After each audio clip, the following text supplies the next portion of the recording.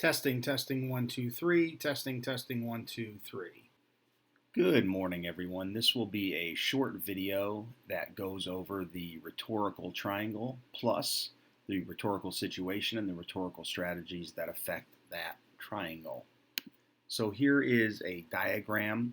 What we usually get is what's in black. If you Google image rhetorical triangle, you're going to get the audience, the speaker, the message, the pathos, the ethos, the logos. But I think that it's really important to look at the relationship between those three things and how it relates to the rhetorical situation, which I think sits at the of the rhetorical triangle. That's why I've placed it inside. And then, of course, we still don't really get anywhere in terms of analysis if we don't then isolate rhetorical strategies and talk about how those rhetorical strategies affect everything that we've already isolated: the audience, the speaker, the message, and the situation. So it's all about relationships. It's all about the relationship between what's in black on this page and what's in red on this page.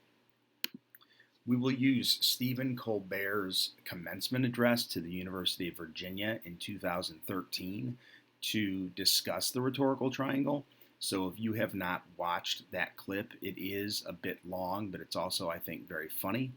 By long, I mean I think it comes in at around 15 minutes or so. I would suggest turning my video off and going to YouTube and typing in Stephen Colbert Commencement, University of Virginia. It will come right up. Watch that and then come back to the video. So hopefully you've had a chance to watch the Stephen Colbert commencement address to the University of Virginia. And if you did, then I think the first four things on this, on our rhetorical triangle plus, are pretty obvious. The speaker is, of course, Stephen Colbert. The audience is, of course, the graduating class of the University of Virginia in 2013. So we can get pretty specific here.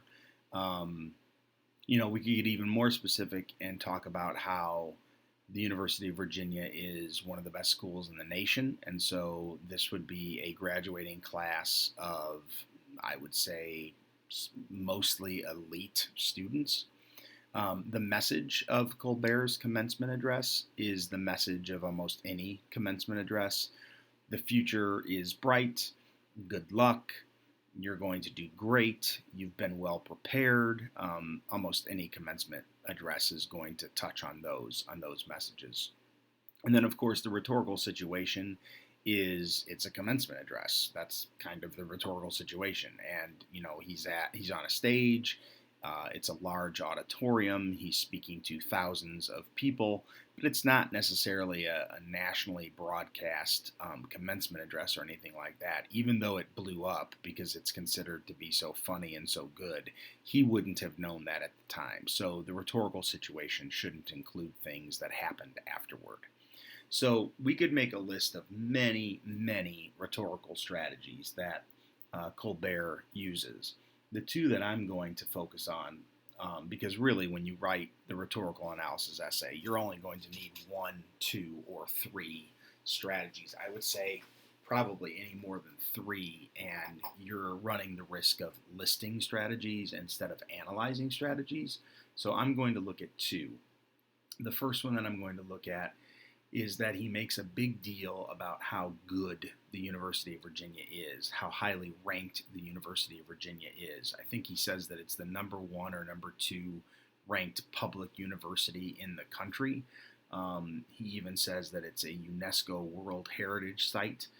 So he makes a big deal about the prestigiousness of the university. And then the second rhetorical strategy that I want to talk about is his focus on making fun of baby boomers and making sure that millennials know and that the people in the audience know that he does not buy in to the stereotype that millennials are lazy and that millennials are all about the me generation. Instead, he really rips on his own generation, and he rips on baby boomers who he says have left the world in a terrible condition, and that the millennials in the audience are going to have to fix it and take care of a lot of the problems that older people have caused.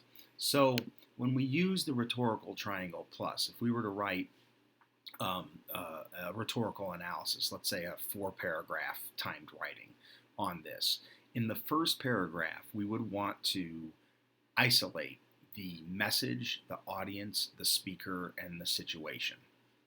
In the second paragraph, we would probably want to list one of our 2 rhetorical strategies, but it's not enough to just list it and then describe it. We have to list it, describe it, and then talk about its effect on the other 4 things. So you've got that first paragraph with the message, the situation, the audience, and the speaker. Now, you've got a rhetorical strategy. Why did Colbert use that rhetorical strategy? How does that rhetorical strategy further his message?